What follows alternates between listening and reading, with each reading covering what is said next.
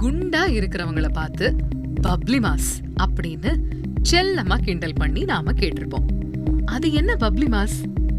அதத்தான் இப்ப பார்க்க போறோம். பப்ளி மாஸ் அப்படிங்கிறது ஒரு வகையான ஆரஞ்சு பழத்தை குறிக்கும். பொமிலோ அப்படிங்கிறது தான் இந்த பழத்தோட பேரு.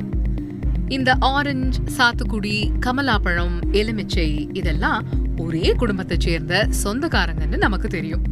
அந்த சிட்ரஸ் பழ குடும்பத்திலேயே ரொம்ப பெரிய பழம் இந்த பொமிலோ தான். மேல பச்சை கலர்லயும் வெட்டினா உள்ள சிவப்பு கலர்லயும் இருக்கிற இது ஒரு பழமே 1 கிலோல இருந்து 2 கிலோ வரைக்கும் இருக்கும். சரி, இந்த பழத்துக்கு எப்படி பப்ளி மாஸ்னு பேர் வந்துச்சுன்னு தானே கேக்குறீங்க? ஆக்சுவலா இந்த பழம் நெதர்லாண்ட்ஸ் நாட்டுல இருந்துதான் உலகம் முழுக்க பரவிச்சு. அந்த நாட்டு மக்கள் டச்சு மொழியில இத பாம்பெல்மோஸ் அப்படின்னு அழைச்சாங்க. பிரான்ஸ் நாட்டுக்காரங்க அவங்க மொழியில இத பாம்ப்ளமோஸ் அப்படின்னு அழைச்சாங்க. பிரெஞ்சுக்காரங்களும் டச்சுக்காரங்களும் இங்க வந்தப்பதான் இந்த பழமும் நம்ம ஊருக்கு வந்துச்சு. பாம்ப்ளமோஸ் அப்படிங்கிற வார்த்தை தான் நம்ம ஊர் மக்கள் வாயில பம்பளி மாஸ்னு ஆகி அதுவே பப்ளி மாஸா மாறிப்போச்சு.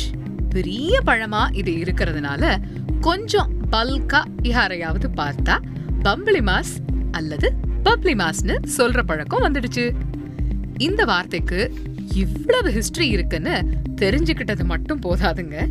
உருவத்தை வச்சு ஒருத்தரை கிண்டல் பண்றது மட்டுமல்ல, செல்லமா கொஞ்சறது கூட தப்புதான். அதையும் தெரிஞ்சுக்கலாம் இந்த வார்த்தை வரலாறு மூலமா.